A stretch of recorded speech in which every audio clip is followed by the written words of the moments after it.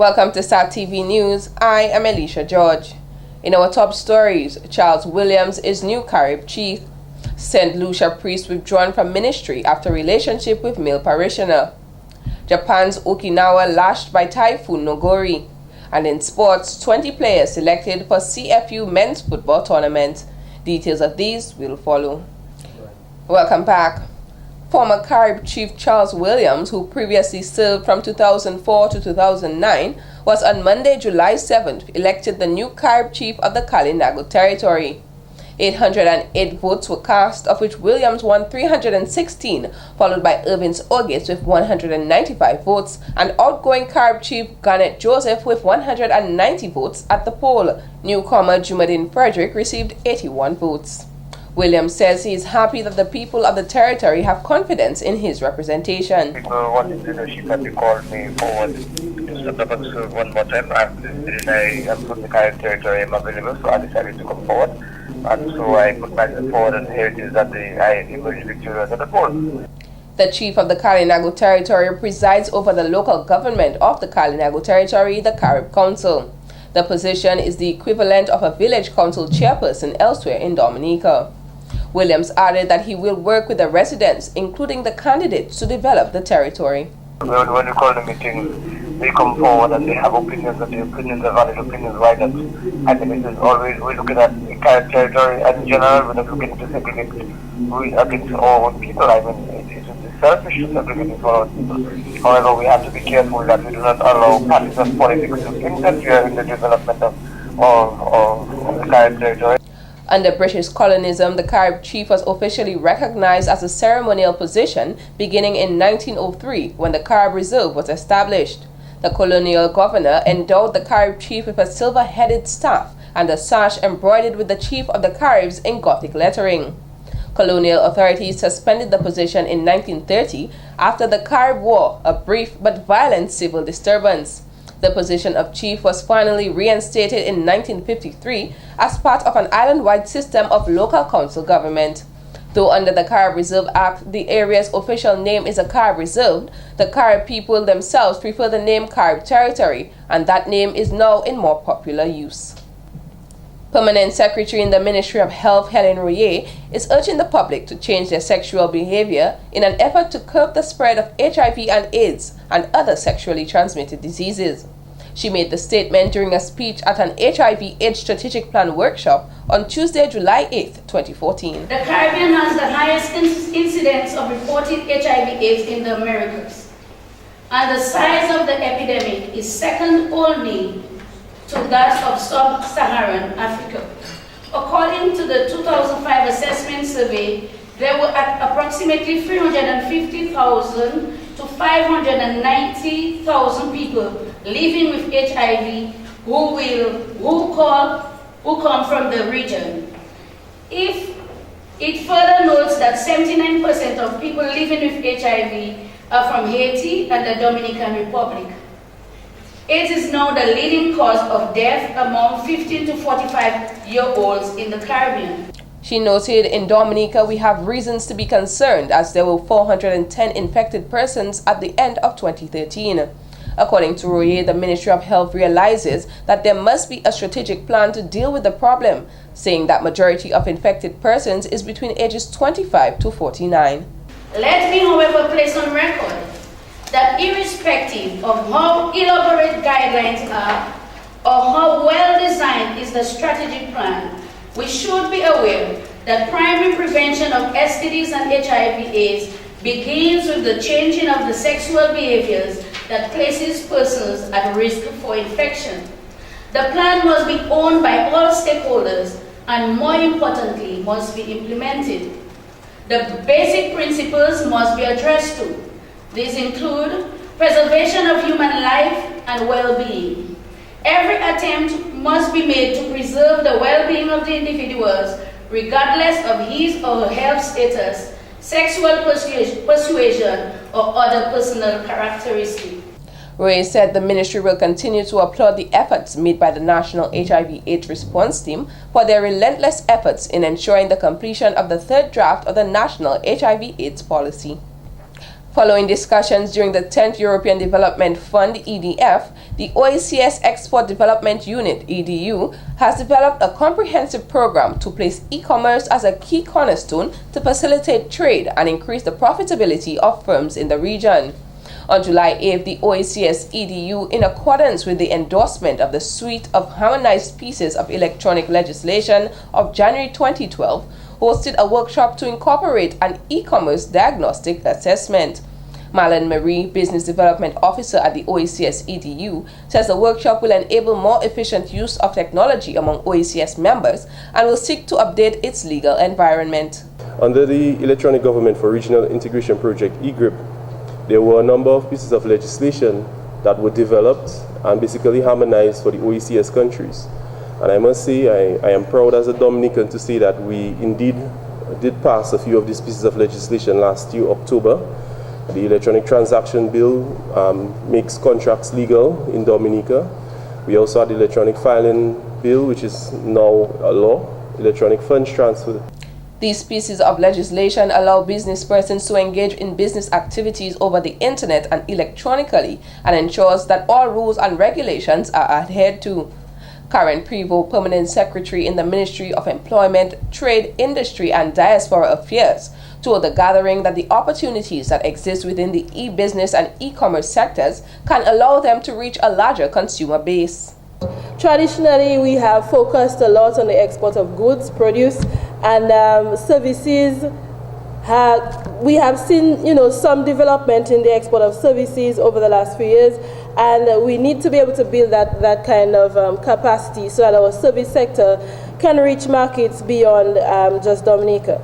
The government of Dominica, she says, has already put in place the Dominica Coalition of Services, DCIS, to support this type of trade. The workshop is intended to cover topics including online branding, marketing and advertising, search engine optimization, e-transactions, consumer privacy, and data protection. A number of stakeholders gathered at the La Flamboyant Hotel on Tuesday, July 8, 2014, to participate in a workshop as part of the progress of developing Dominica's third HIV/AIDS National Strategic Plan. This is being carried out by the Ministry of Health in collaboration with the United States Agency for International Development, USAID, President's Emergency Plan for AIDS Relief, PEPFA, and strengthening health outcomes to the private sector's SHOPs. Elizabeth Conlin, Program Associate of HFG Project, stated this workshop is very important for the country as there are many funding opportunities to benefit from. Part of our role as HFG and SHOPs is to accompany countries in helping to learn more about the epidemic, use information, help in costing, understanding what things cost, and being able to prioritize our resources. We hope that the participation in this process will be a rich process. It's so wonderful to see so many different sectors represented, and that you've all taken your time today to come out and commit and provide ideas that will be fundamental for what's decided for the upcoming years. These stakeholder processes are so important in this whole process of construction, so we're really happy to be a part of this. National HIV/AIDS Coordinator Julie Frampton said this 5-year strategic plan will look at previous strategies to see which worked and which need to be reviewed, amended, or strengthened. She said they will soon have a tangible document that can be used to source funding, as they are aware of the tight fiscal space that exists in Caribbean governments. It's not just people like to say, oh, HIV has a lot of money. That's not true. We have to do a lot of work to get this money here, and that is part of the process. If we are to write a global fund grant, as we are doing at the moment, in terms of the OECS, we're trying to source funds for another 3 years at least. We need to show your participation.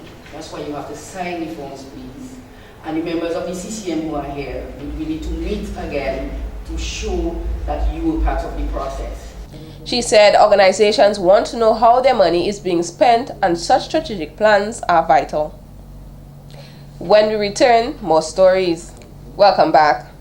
A number of police officers from the Criminal Investigations Department, CID, on the morning of Tuesday, July 8th, gathered in Massac following a fire that completely destroyed a garage in the early hours of that morning. The garage, owned by Mervyn Gabriel, is located opposite Mam's Supermarket. Reports are that the fire originated from a Toyota RAV4 which was parked outside of the vicinity. According to Acting Station Officer Courtney Challenger, the fire service received a report at 12:57 p.m. on Tuesday that 7 vehicles and a bar in close proximity to the garage were also affected by the fire. When the fire officials arrived, the scene was fully engulfed in flames. Investigations are ongoing to determine the cause of the fire and the cost of damages. Prime Minister Honorable Roosevelt Skerrit has said that the governments of the Caribbean Community, CARICOM, have witnessed little improvements in the advancement of Small Island Developing States, SIDS. He made the statement during a press conference on July 7th, subsequent to his attendance at the 35th meeting of the Conference of Heads of Governments in Antigua and Barbuda on July 1st. We have not seen any light at the end of the tunnel, so to speak, in respect to the developing world giving due cognizance to the challenges confronting small island developing states. The Prime Minister said CARICOM must reach a point where they can realize tangible benefits as developing countries. The meeting focused on the implementation of plans to advance the work of CARICOM, such as the operation of a regional commission on marijuana, amendments to include persons with disabilities into society, climate change, and the post-2015 developmental agenda. The heads did not agree, however, on a planned Caribbean partnership against HIV and AIDS. We felt that the Justice for All roadmap was very broad in nature, and it included a number of controversial issues, which heads felt that they were not empowered at that conference to take decisions on. The 5-year strategic framework to support implementation of Caribbean regional and national efforts to combat HIV and AIDS speaks to the recognition of respect of sexual identity and same-sex marriages, among other international issues. Heads also approved the budget for a commission on reparations for native genocide and slavery, headed by Hilary Beckles, principal of UWI campus in Cape Hill, Barbados. Talks also lean towards the completion of a CARICOM-Canada cooperation and trade development agreement. The deadline for signing off the agreement ended on June 30th, 2014. But we have been able to agree on more than 70% of the matters that were up for negotiations between CARICOM and Canada. There are a few areas where some CARICOM states, including the OECS, have certain concerns, and we're looking forward to the concurrence of the Canadians to settle this negotiation so we can in fact sign this cooperation agreement. The meeting ended on July 4th, 2014.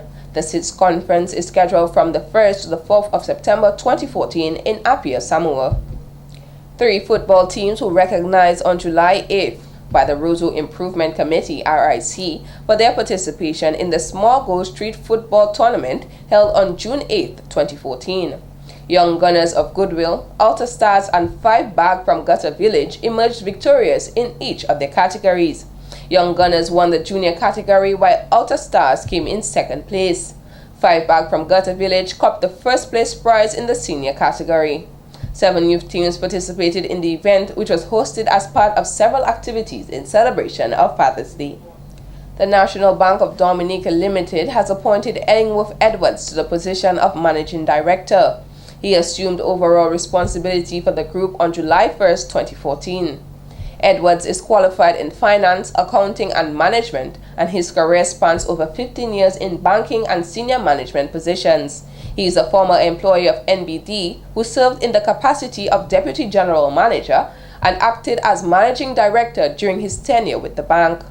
Edwards rejoins NBD from the Fine Foods Inc. and Auto Trade Group, where he held the position of Senior General Manager. Commenting on the appointment, Anthony John, Chairman of the Board of Directors, said that Edwards has a wealth of knowledge and experience in the financial services industry, specifically with NBD, and we are confident that the group will benefit under his stewardship. Edwards described his new assignment as a welcomed opportunity. I am delighted to have been given the opportunity to contribute to the bank once again. I look forward to reacquainting myself to NBD and working closely with the staff to build partnerships with our customers and grow our bank, he said. And then court news. A probation report could determine the fate of 18-year-old Johansson Javid Pascal of Cork Street, who pleaded guilty after he was recently charged with possession of 11 grams of cannabis. According to the facts, at about 2:20 p.m. on July 2nd at the riverbank in Roseau, after receiving certain information, a police officer met the defendant, who was sitting at a table with a clear plastic bag in his hand. When the officer asked what it was, Pascal said it was a little weed to sell, but he was not getting any sale and was about to throw it away. Mitigating on Pascal's behalf, attorney Joshua Francis said his client was challenged and required a lot of support, which was not available in Dominica. The defendant's father, Emerson Pascal, also supported that claim, telling the court that his son is seriously challenged, was exposed to drugs at a very early stage, and became very addicted and required special attention as he suffers from attention deficit disorder, ADD. He told Magistrate Bernard Paquette that he is trying his best, but he has been unable to get through to his son.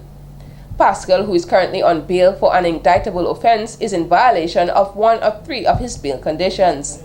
He was required to report to the Roseau police station regularly. He had to be of good behavior, placed on curfew, and was to be in his father's company at all times, except in the case of an emergency. Paquette has ordered a probation report for review, and Pascal was placed on $1,000 bail with his father as his surety. He will return to court on July 25, 2014 for sentencing.